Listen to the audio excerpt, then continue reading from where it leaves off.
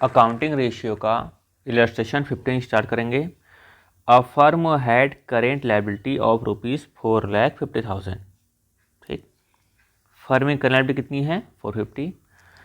It then purchase inventory of ₹50,000 on credit.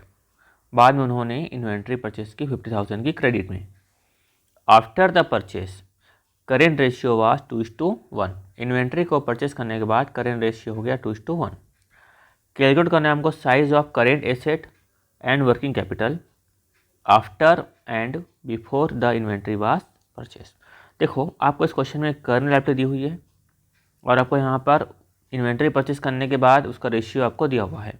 तो ऐसा करने से हमारा निकल जाएगा करेंट एसेट। ठीक, फिर उसके बाद क्या निकल जाएगी आपकी वर्किंग कैपिटल निकल जाएगी। पिछला क्वेश्चन भी ऐसा ही था। तो देखते हैं हम लोग, एकदम सिंपल है। आप पेन चलाना चालू करोगे तो आपसे अपने आप क्वेश्चन बन जाएगा, है ना। जो खाली क्वेश्चन लिखा हुआ लिखते जाओ। देखो लिखा है करेंट रेशियो का फॉर्मूला होता है current asset by current liability. ठीक, आपको जो फिगर लिखा हुआ लिखते जाओ। करेंट लायबिलिटी कितना लिखा हुआ है 450, मैं लिख दिया करेंट लायबिलिटी के बारे में 450। फिर क्या लिखा हुआ है then it purchase inventory of 50,000 on credit. उधारी में खरीदा तो इन्वेंट्री क्या हो गई, बढ़ गई। सॉरी, उधारी में खरीदा तो हमारी करेंट लायबिलिटी बढ़ गई। ठीक है, और करेंट एसेट के बारे में कुछ नहीं लिखा है तो क्या मान लेंगे एक्स। और हमने इन्वेंट्री खरीदा है ना, तो इन्वेंट्री कहाँ पे आता है करेंट एसेट में शामिल होता है, तो इन्वेंट्री भी हमारी क्या हो जाएगी, बढ़ जाएगी। सिंपल। तो ऐसा करने के बाद समझ में आया ना। करेंट लायबिलिटी लिखा था 450, मैंने लिख दिया 450। परचेस किया इन्वेंट्री को ऑन क्रेडिट में परचेस किया तो करेंट लायबिलिटी बढ़ गई, तो मैंने करेंट लायबिलिटी में प्लस कर दिया।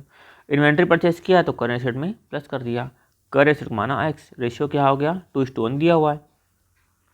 तो सेम टू ऐसा करेंगे जैसे पिछले क्वेश्चन में किए थे, एक्स प्लस 50,000 डिवाइडेड बाय कितना हो जाएगा 5 लाख इज इक्वल टू क्या आ गया 2। तो क्या करेंगे 5 लाख को 2 से मल्टीप्लाई कर देंगे तो कितना आ जाएगा हमारे सामने, ये आ गया 10 लाख इज इक्वल टू क्या आ जाएगा यहाँ पर एक्स प्लस 50,000। तो यहाँ पर क्या आ जाएगा 10 लाख प्लस 50,000 तो क्या हो जाएगा -50,000, तो एक्स इज इक्वल टू 50,000। अब सवाल आता है कि बिफोर परचेस था कि आफ्टर परचेस था। ये था बिफोर परचेस। कैसे मालूम चला कि हमने 50,000 प्लस करना अभी बचा हुआ है। तो ये यहाँ पे क्या आ गया था current asset before purchase. Before purchase कितना आ गया 9,50,000। सिंपल।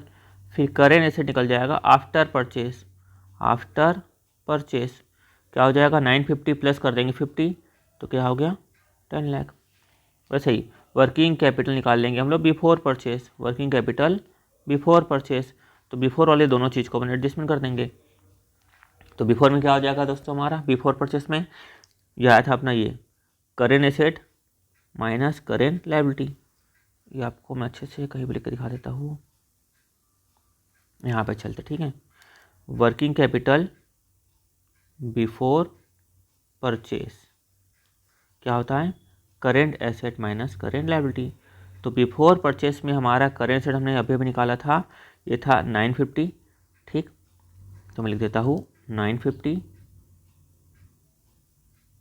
और करेंट लायबिलिटी था बिफोर परचेस कितना 450। कितना था 450, परचेस करने के बाद तो 50 हमने क्या किया है प्लस किया है, तो माइनस हो जाएगा 450। तो कितना हो जाएगा 950 450 आया हमारे सामने 5 लाख। अब वर्किंग कैपिटल निकालेंगे हम लोग। ये बिफोर परचेस था, फिर आ जाएगा वर्किंग कैपिटल आफ्टर परचेस। तो आफ्टर परचेस में क्या आ जाएगा current asset minus current liability. अब परचेस करने के बाद यहाँ पर हो गया ये कितना आया था आफ्टर परचेस 10 लाख। ठीक, ये लिख दिया मैं 10 लाख। माइनस करेंगे करेंट लायबिलिटी कितनी हो जाएगी 4.5 प्लस 50, 4.5 प्लस 50 कितना हो जाएगा 5 लाख। ये हो गया 5 लाख, कितना आ गया 5 लाख। सिंपल। दोनों में आंसर सेम क्यों आ रहा है मालूम है, क्योंकि जितने से इस क्वेश्चन की बात है ना, जितने से इस क्वेश्चन में करेंट एसेट में एडजस्टमेंट हुआ उतने से ही एडजस्टमेंट हुआ करंट लायबिलिटी में। 50,000 से दोनों बड़ी है, इसीलिए उस हिसाब से बनाया अपना 5 लाख। इसलिए आंसर क्या आ रहा है सेम। सिंपल था क्वेश्चन एकदम, 14 जैसे ही था।